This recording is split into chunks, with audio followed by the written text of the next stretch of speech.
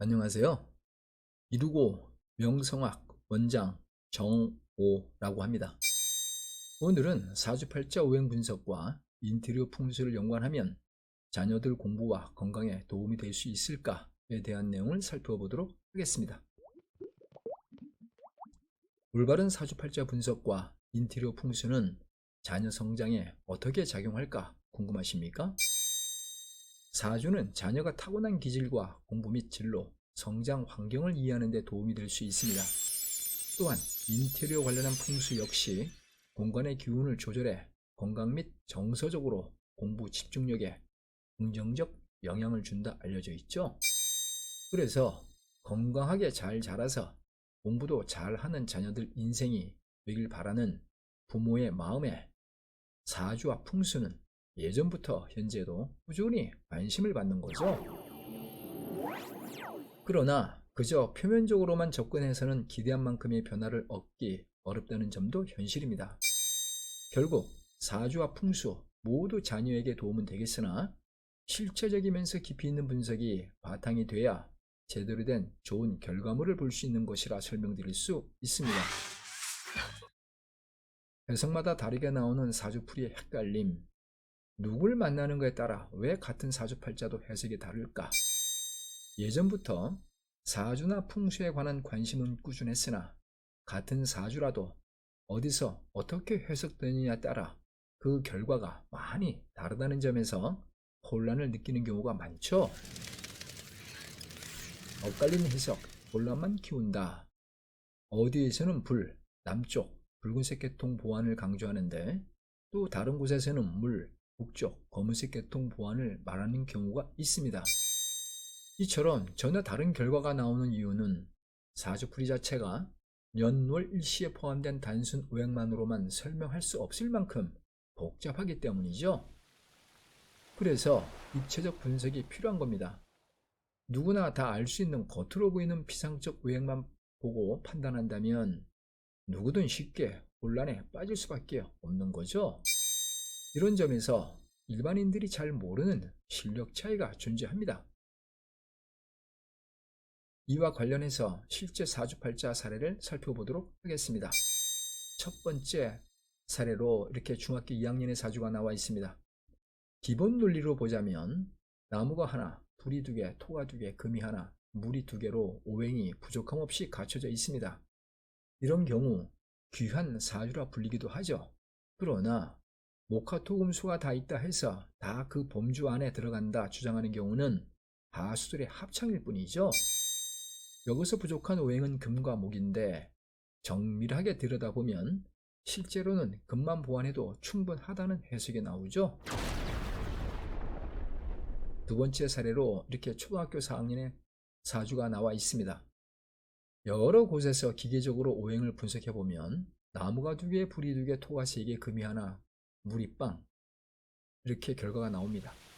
겉으로만 판단하면 물이 부족하니까 이름에 물을 보완해야 한다든가 북쪽 방향 검은색 옷을 입어야 한다 등의 조언을 듣겠으나 이런 식으로 접근한다면 초보적 이론 수준에 그치는 셈이죠. 실제로 세상 이치가 이렇게 단순하겠습니까? 제가 정밀하게 분석한 결론에서는 오히려 나무 방향 동쪽 푸른색이 이 사주와 더 잘 맞으며 도움도 된다는 결과를 확인할 수 있죠. 결국 누굴 만나 어떤 해석을 받느냐에 따라 그 결론이 크게 달라질 수 있다는 것을 보여주는 거죠. 좋은 줄 알았던 색상이나 방향이 오히려 반대로 작용하는 사례도 주변에서 많이 볼 수 있습니다. 왜 그런가 궁금하다고요? 세세한 부분에서 실력 차이가 날 수밖에 없는 현실입니다. 다음 기회에 있을 때 구체적 설명을 드리도록 하겠습니다. 본질을 놓친 풍수조언의 함정, 자칫 주객이 전도될 위험도 있습니다. 사주는 한 사람의 복잡한 운명구조 범위를 다루는 통계적 학문입니다. 그런데 오행에만 의존해서 단순하게 공간을 보완하라 조언한다면 중요한 본질을 놓치기 쉽죠. 결과적으로 개인 사주에 대한 깊은 이해 없이 풍수에만 의존한다면 그 결과 역시 모래 위에 집 짓는 것처럼 불안정할 수밖에 없는 거죠. 기대와 다른 현실, 꼼꼼한 검증이 필요합니다. 현실에서는 부족한 오행을 보완한다며 특정 색상이나 소품을 제한하는 경우가 흔합니다.